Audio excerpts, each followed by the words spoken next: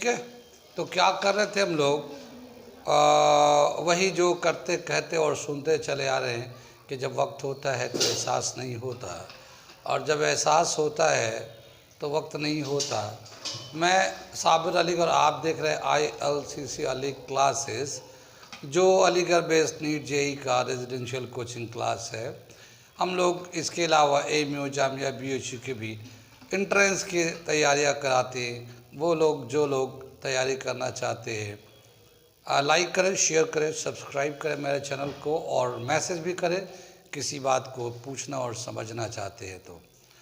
आगे चल रहे हम लोग कर रहे थे physics class 12 photo electric effect, कई सारे टॉपिक्स कर चुके, आगे हम लोग करने जा रहे हैं। और क्या कर रहे थे कि जब भी कभी लाइट फोटो इलेक्ट्रिक सरफेस पे इंसिडेंट करता है और उस फोटोन का फ्रीक्वेंसी थ्रेशोल्ड फ्रीक्वेंसी से ज़्यादा होता है तो इलेक्ट्रॉन जो है एमिट करता है, और जो इलेक्ट्रॉन एमिट करता है उसके पास काइनेटिक एनर्जी होता है, जो एक्स्ट्रा एनर्जी होता है। फोटोन का जो एक्स्ट्रा एनर्जी होता है वही काइनेटिक एनर्जी में कन्वर्ट हो जाता है।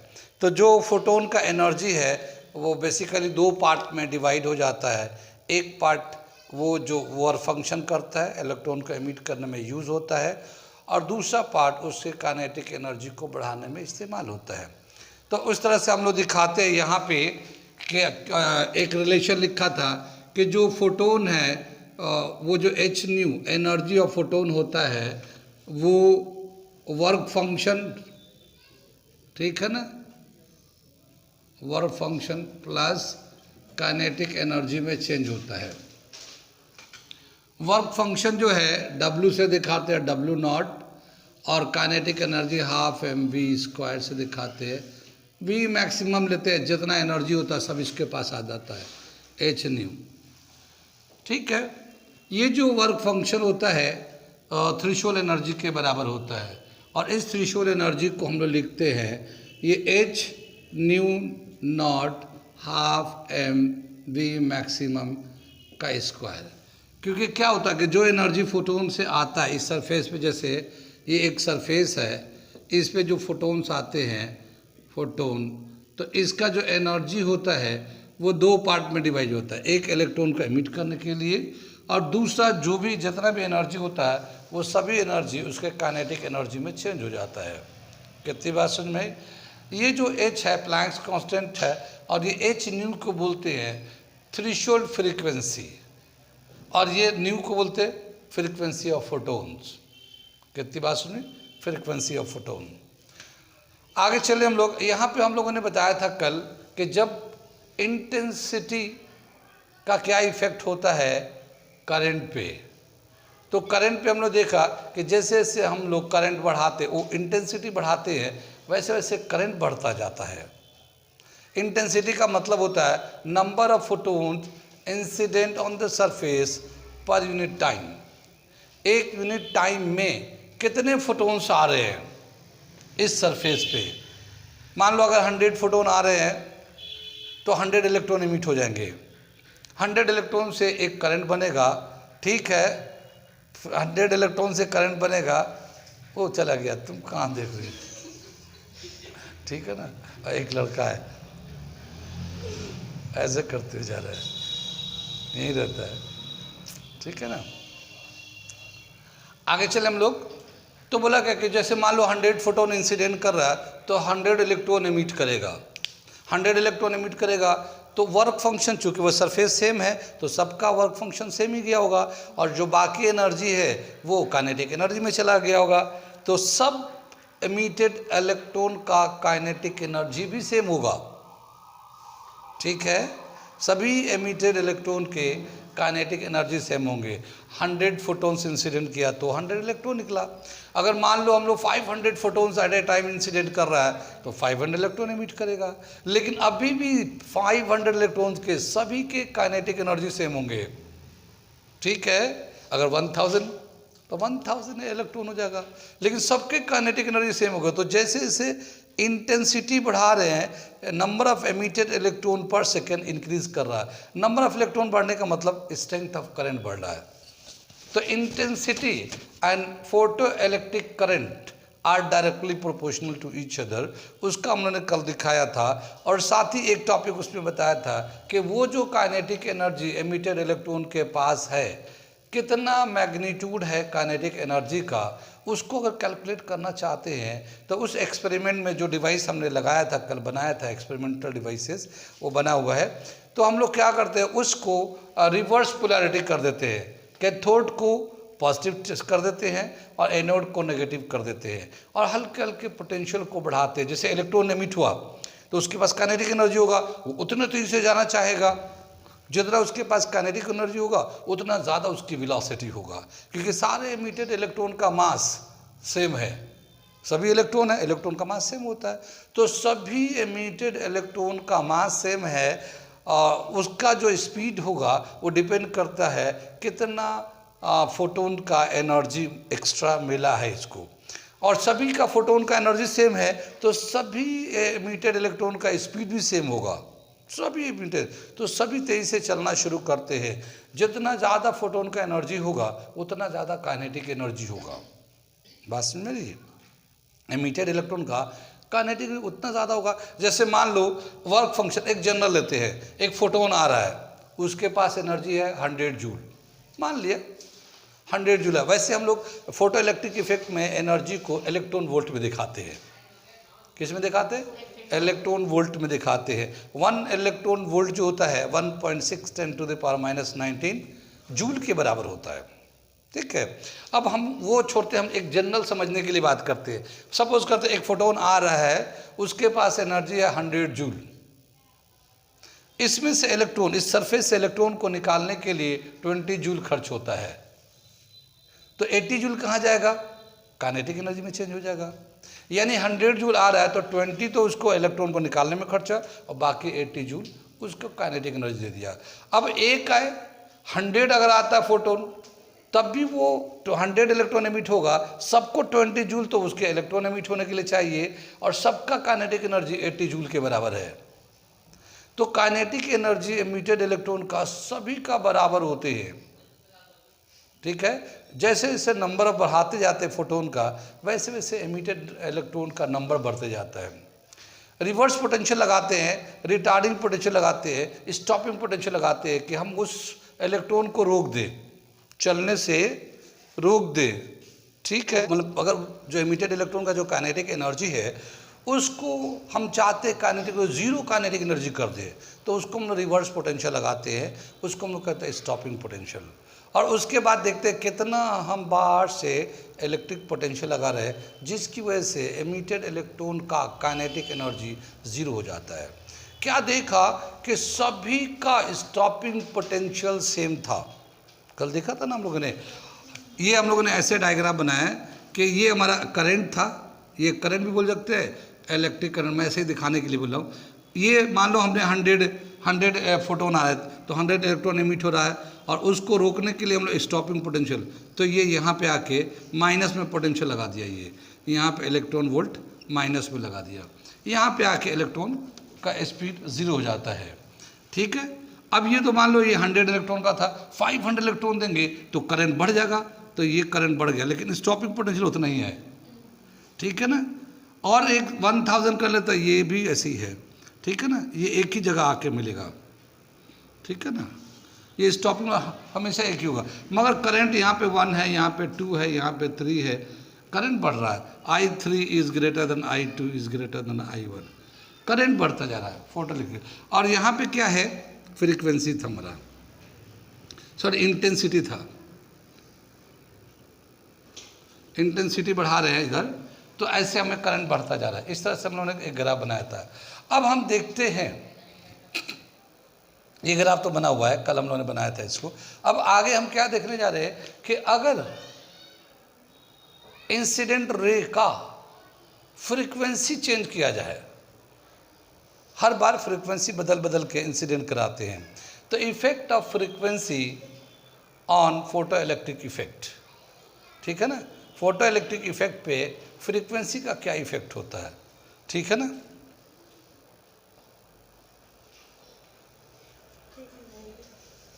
ठीक,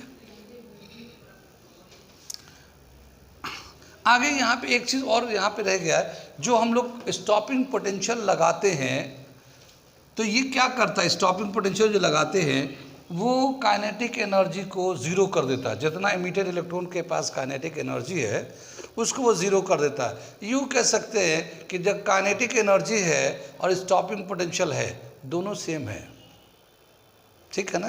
तो हम लोग क्या करेंगे, ये जो रिलेशन लिखते हैं हम लोग, ये इस तरह से, इसको हम एच, इसको हम और आगे बढ़ा दें तो h nu is equal to h nu naught plus e V, stopping potential, इसको बोलते हैं स्टॉपिंग पोटेंशियल, ये है ना यहाँ पे ई वी। इतना हम काइनेटिक एनर्जी के बराबर कर देते हैं, half m v square is equal to e V. Kinetic energy is equal to stopping potential, stopping potential, ठीक है ना, स्टॉपिंग पोटेंशियल। तो ये रिलेशन को हम लोग ऐसे भी चेंज कर सकते हैं, ठीक है। इसे नोट कर लीजिए, एक उसको ऐसे, यहाँ पे हम लोग एक हेडिंग डाल सकते हैं। क्या हेडिंग डाल सकते हैं, relation between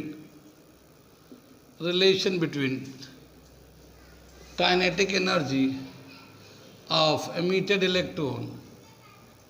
emitted electrons and stopping potential,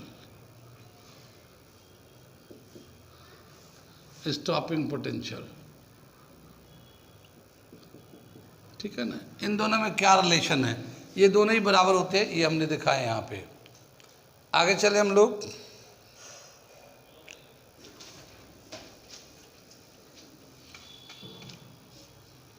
क्या दे रखा है ये अगला टॉपिक, इफेक्ट ऑफ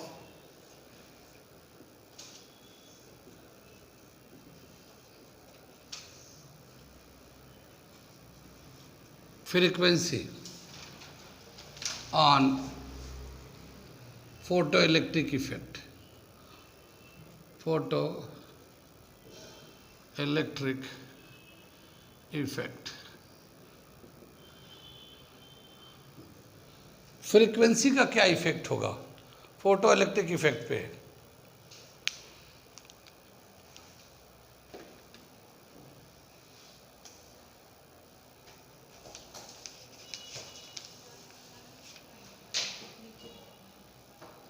आगे चले हम लोग, क्या बताए कि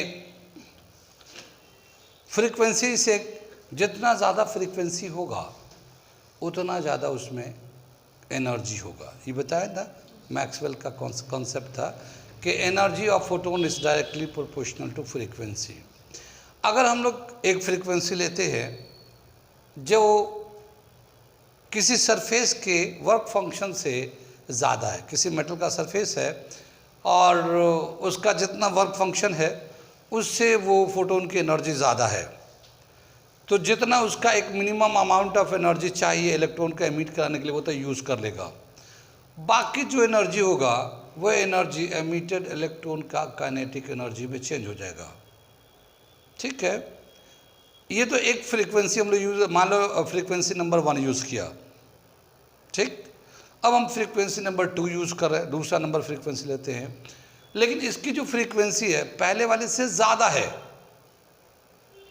पहले वाले से ज़्यादा है, तो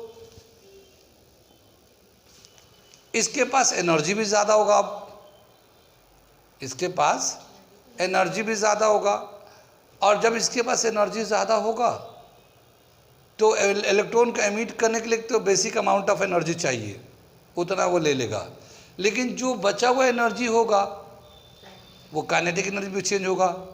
लेकिन अब एमिटेड इलेक्ट्रॉन का काइनेटिक एनर्जी पहले से ज़्यादा होगा, एमिटेड इलेक्ट्रॉन की काइनेटिक एनर्जी पहले से ज़्यादा होगा।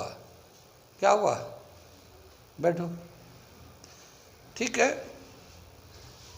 कितनी बात सुने। ऐसे ही तीसरा नंबर, अगर एक तीसरा फ्रीक्वेंसी लेते हैं हम लोग, थर्ड फ्रीक्वेंसी, वो उसका वो फ्रीक्वेंसी दूसरे से भी ज़्यादा है, ठीक है, दूसरे से भी ज़्यादा है। तो जब तीसरा फ्रीक्वेंसी आएगा तो उसी सरफेस पे आ रहा है। जो पहला सरफेस था, सरफेस चेंज नहीं कर रहे हम लोग, खाली फ्रीक्वेंसी चेंज कर रहे हैं। तो जितना इलेक्ट्रॉन एनर्जी चाहिए इलेक्ट्रॉन को एमिट करने के लिए, उतना तो एनर्जी ले लेगा वो सभी कंडीशन में सेम एनर्जी जाएगा। पहले वाले से भी उतना ही एनर्जी लिया था, दूसरे से भी उतना ही एनर्जी लिया था, तीसरे से। लेकिन जो बचा हुआ एनर्जी होगा तीसरे कंडीशन में, वो बहुत ज़्यादा होगा कंपेरेटिवली उन दोनों से। तो एमिटेड इलेक्ट्रॉन के पास काइनेटिक एनर्जी ज़्यादा होगा, ठीक है ना। और मान लो ये 3 बच्चे हैं, मान लो एक ऐसे समझने के लिए मैं एग्जांपल लेते हैं। 3 बच्चे हैं और तीनों बच्चों को एक ही सामान लाने के लिए अलग अलग दुकान से भेजा गया, अलग अलग टाइम में। कितनी बात में, मान लो एक बच्चे को दिया गया 100 रुपया, एक सामान है 60 रुपये की आता है। कितनी बात में, मगर उसमें कह दिया कि मैं 100 रुपया ले जाओ, जितने का सामान आता है वो लेके आओ, ये एक सामान है लेके आओ, जो बचा वो तुम्हारा, जो बचा वो तुम्हारा। तो 100 रुपया लेके गया वो 60 रुपये का सामान था, 60 रुपये में सामान ले लिया। उसके बाद बचा कितना, 40 रुपीज़। 40 रुपीज़ को मज़े आ गए उसके, नहीं उसके तो मज़े आ गए। 40 रुपये वो अपना जो चीज़ जी में आएगा खाएगा पिएगा। लेकिन दूसरे बच्चे को दूसरे टाइम में भेजा, उसको 200 रुपये का नोट दिया, जाओ वही सामान लेके आओ, ठीक है, वही सामान लेके आओ, बाकी जो बचा वो तुम्हारा। तो जाहिर है 200 रुपये जब लेके जाएगा तो 60 रुपये में खरीद लेगा वो सामान। बचा कितना, 140 रुपया। वो भाई को उसको और भी मज़े आएंगे, उसके तो चाल और भी ज़्यादा तेज होंगे, नहीं। कितनी बात सुनी। उसके बाद तीसरे को दिया 500 रुपये का नोट, जाओ ठीक है सामान लेके आना और बाकी जो तुम्हारे है, ठीक है।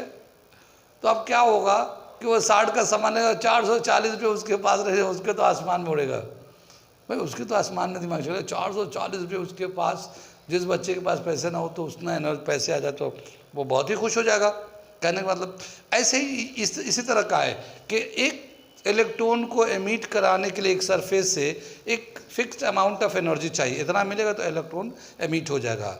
अब 3 डिफरेंट टाइप के फ्रीक्वेंसी, जहाँ पे तीनों ही एलिजिबल है इलेक्ट्रॉन को एमिट कराने के लिए, मगर फ्रीक्वेंसी अलग अलग होने की वजह से वो तीनों में एनर्जी अलग अलग है, ठीक है। तो एक फिक्स अमाउंट ऑफ एनर्जी तो वो इलेक्ट्रॉन एमिट करा देगा, लेकिन जो बचा हुआ एनर्जी है वो काइनेटिक एनर्जी में कन्वर्ट हो जाएगा।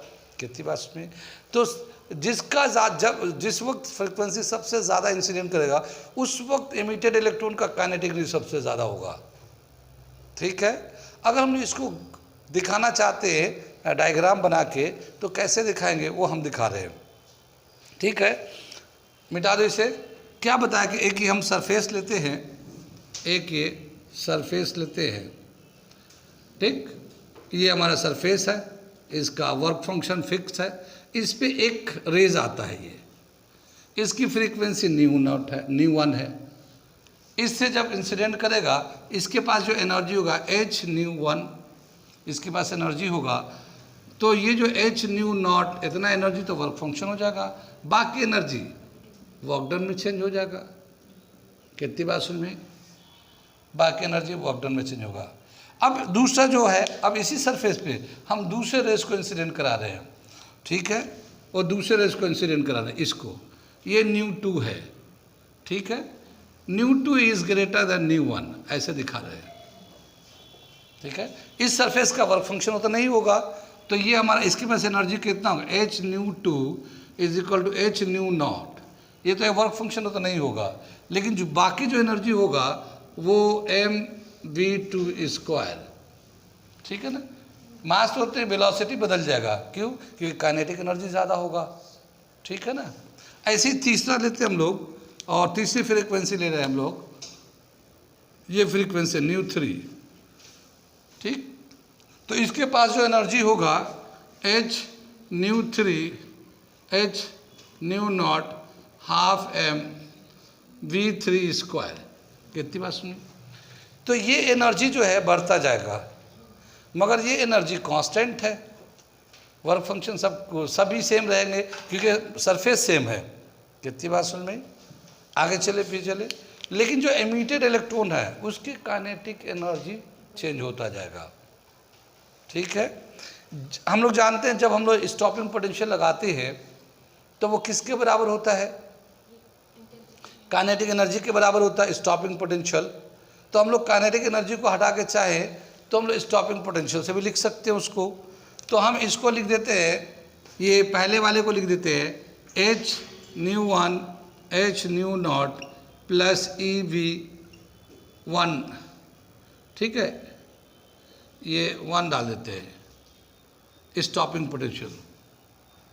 पहले वाले कर दिया h nu two is equal to h nu naught e V two potential. ये वी वन वी टू जो है पोटेंशियल है, पोटेंशियल, ये वेलोसिटी नहीं है, ये पोटेंशियल है।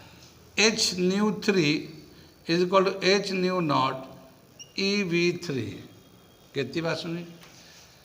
क्योंकि काइनेटिक एनर्जी जो है पीछे भी दिखाया था, काइनेटिक एनर्जी स्टॉपिंग पोटेंशियल के बराबर होते हैं। तो क्या समझ में आया यहाँ e V one e V two e V three सबसे ज़्यादा कौन होगा kinetic energy? E V three सबसे ज़्यादा एनर्जी यहाँ पे है, उससे कम ये है, उससे कम ये है। कितनी बात सुन में? अगर हम लोग स्टॉपिंग पोटेंशियल को दिखाना चाहते हैं, ठीक है, क्या समझ में आया? ये new three is greater than, यहाँ पे ले लेते हैं new three is greater than new two is greater than new one, ऐसे दे दिया, ठीक है। इस पॉइंट को हम पॉइंट को लिख देते हैं यहाँ पे, ठीक है ना, इसको हम लिखते हैं late three different frequency are incident on the surface, on the surface, ठीक है ना, on the surface,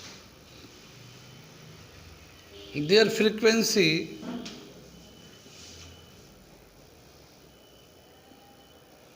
are new one, new three is greater than new two is greater than new one, ठीक है ना। their frequency are ऐसे दे रखा है। each frequency is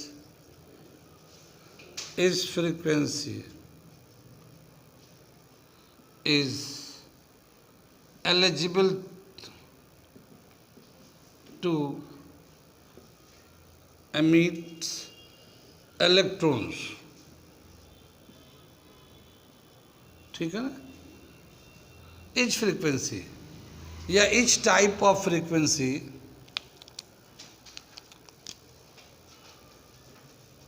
is eligible to emit the electron.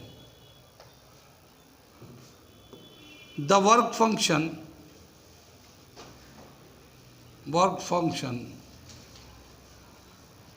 is same for all type of frequency, but the kinetic energy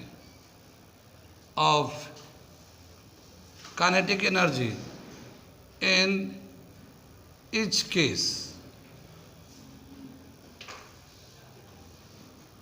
is different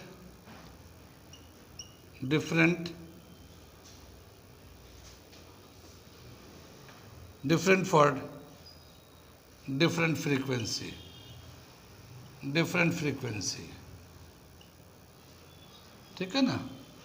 हर बार में kinetic emit या फिर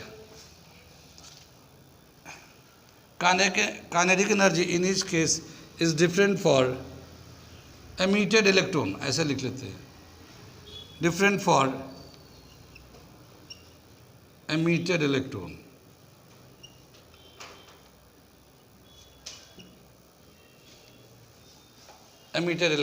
क्या समझ में आया कि इन तीनों केस में इलेक्ट्रॉन जो एमिट हो रहे हैं उन तीनों का काइनेटिक एनर्जी डिफरेंट होगा।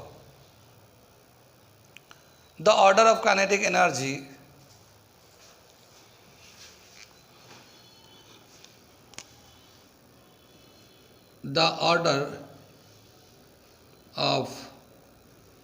Kinetic energy R, half m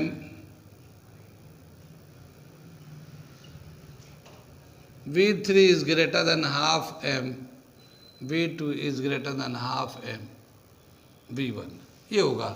क्योंकि तीसरे नंबर फ्रीक्वेंसी में एनर्जी ज़्यादा है तो जाहिर है एमिटेड इलेक्ट्रॉन का काइनेटिक एनर्जी ज़्यादा होगा। ठीक है ना, नोट करिए इसे। ठीक है, क्या दे रखा है यहाँ पे, ये जो एमिटेड इलेक्ट्रॉन है इसकी काइनेटिक एनर्जी इस तरह से है, half m v three square is greater than half m v two square is greater than half m v one square. ठीक है ना, ये इस तरह से काइनेटिक एनर्जी एमिटेड इलेक्ट्रॉन का, क्योंकि 3 डिफरेंट फ्रीक्वेंसी लिया गया है। कितनी बात सुनिए, जो काइनेटिक एनर्जी होता है वही स्टॉपिंग पोटेंशियल के बराबर होता है। यानी अगर हम स्टॉपिंग पोटेंशियल लगाएं तो कौन सा केस में स्टॉपिंग पोटेंशियल ज़्यादा होगा, जिसका काइनेटिक एनर्जी ज़्यादा होगा। तो ऑर्डर ऑफ स्टॉपिंग पोटेंशियल अगर लिखना चाहें, order of stopping potential, order of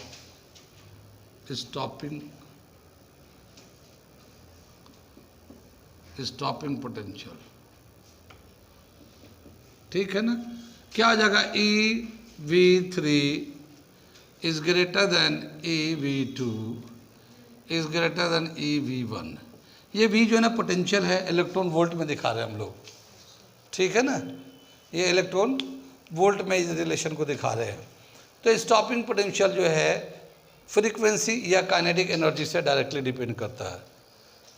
क्या समझ में आया कि फ्रीक्वेंसी ज़्यादा होगा तो एमिटेड इलेक्ट्रॉन के काइनेटिक एनर्जी ज़्यादा होगा, और एमिटेड इलेक्ट्रॉन काइनेटिक एनर्जी ज़्यादा होगा तो उसका स्टॉपिंग पोटेंशियल भी ज़्यादा होगा।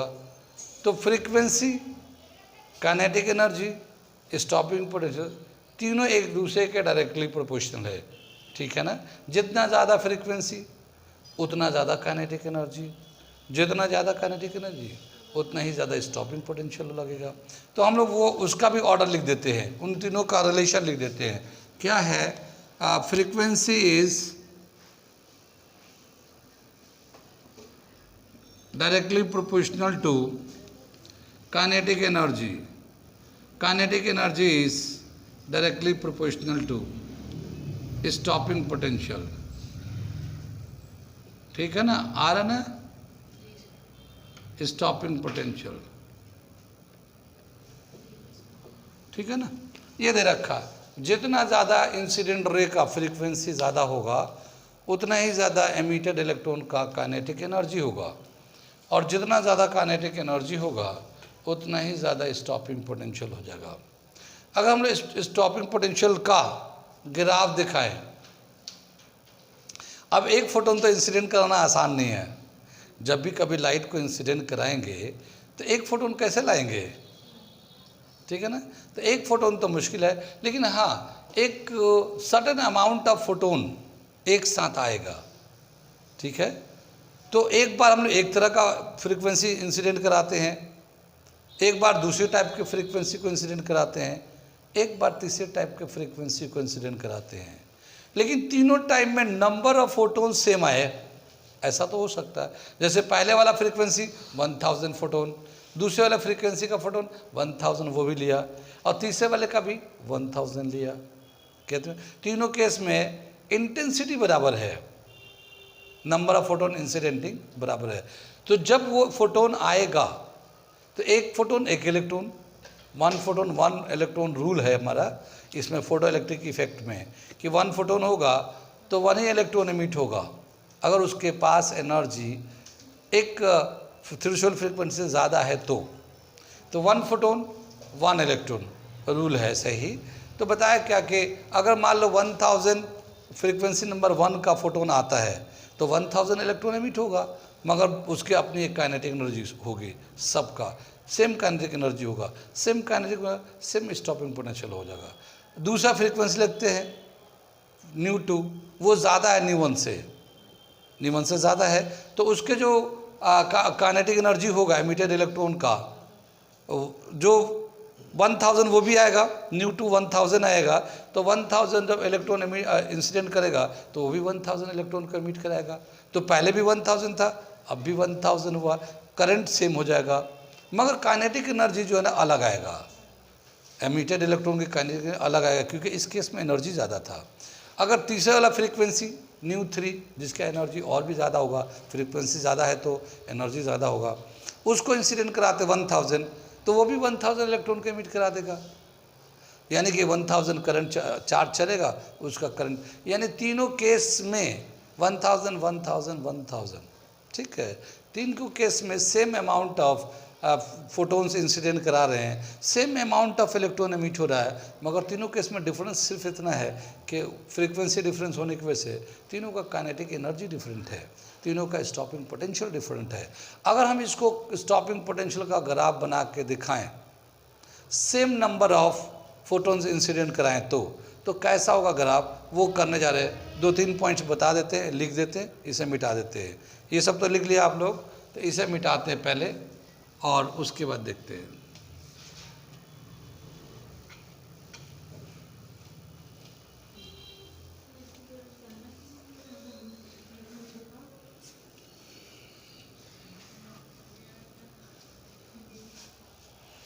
क्या बताया, if the intensity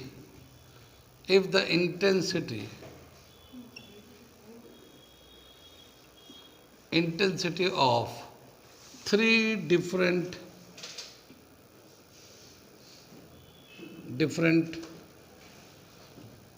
photons are equal,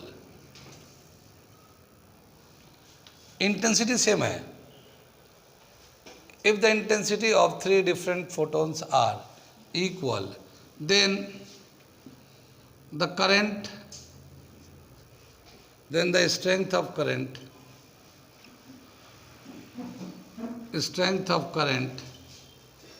is same.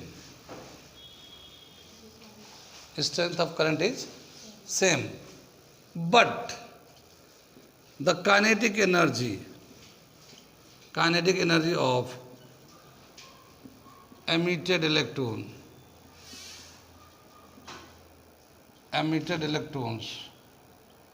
are different, ठीक है ना। and so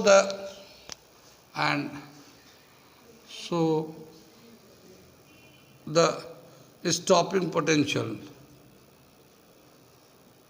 is different,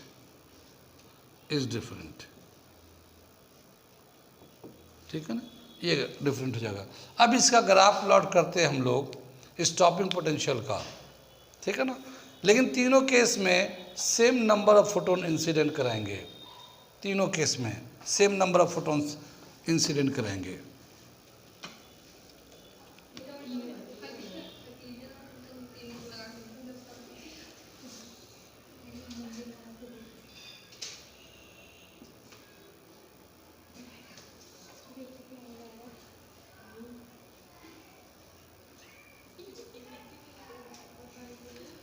ठीक है ना।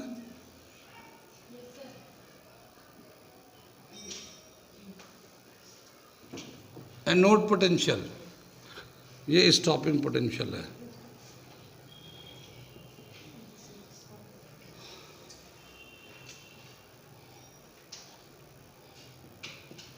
ठीक है।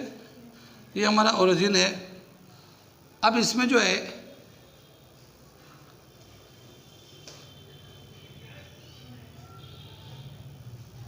ये दे रखा है, ये करंट जो है ना सेम है, ठीक है। ये स्टॉपिंग पोटेंशियल है, ये इसकी फ्रीक्वेंसी ν1 है, ये V01 ले लिया।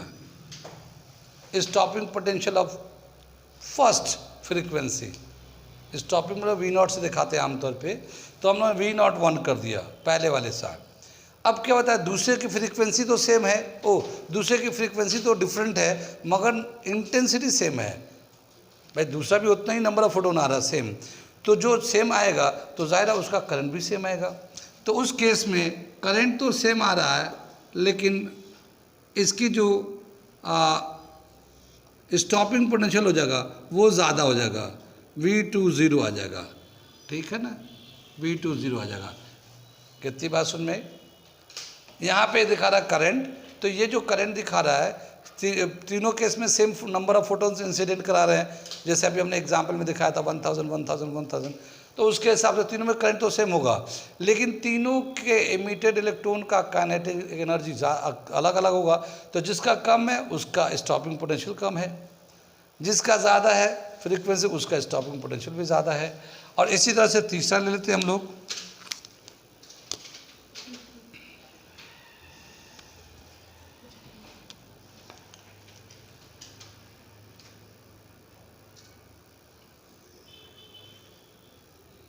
V03। ये ऐसे दे रखा है इसका। कितनी बात सुन रही है? तो ये जो है थर्ड वाला, और जिसकी काइनेटिक एनर्जी ज़्यादा है उसका स्टॉपिंग पोटेंशियल ज़्यादा है, तो V03 ये इसका हो गया। ठीक है, तो ये इफेक्ट ऑफ फ्रीक्वेंसी है। जैसे जैसे फ्रीक्वेंसी बढ़ेगा और तो क्या होगा, उसका एमिटेड इलेक्ट्रॉन का काइनेटिक एनर्जी ज़्यादा होगा, और फिर काइनेटिक एनर्जी ज़्यादा होगा तो उसका स्टॉपिंग पोटेंशियल ज़्यादा होगा। और स्टॉपिंग पोटेंशियल जब प्लॉट करेंगे सेम करंट रख कर, तो करंट को सेम कर देंगे तो स्टॉपिंग पोटेंशियल कुछ इस तरह से प्लॉट होता है हमारा। ठीक है, तो ये फोटो इलेक्ट्रिक इफेक्ट पे इसका इफेक्ट दिखा गया। क्या समझ में आया हमें कि अलग अलग फ्रीक्वेंसी के अगर लाइट को इंसिडेंट कराएंगे तो उसके एमिटेड इलेक्ट्रॉन का काइनेटिक एनर्जी चेंज होता है। ठीक है ना, उसका स्टॉपिंग पोटेंशियल चेंज हो जाता है। ये आगे फिर हम लोग देखेंगे कैसे इसका इम्पैक्ट पड़ता है। आज यहीं पे लेते हैं। ठीक है, आज यहीं पे लेते हैं।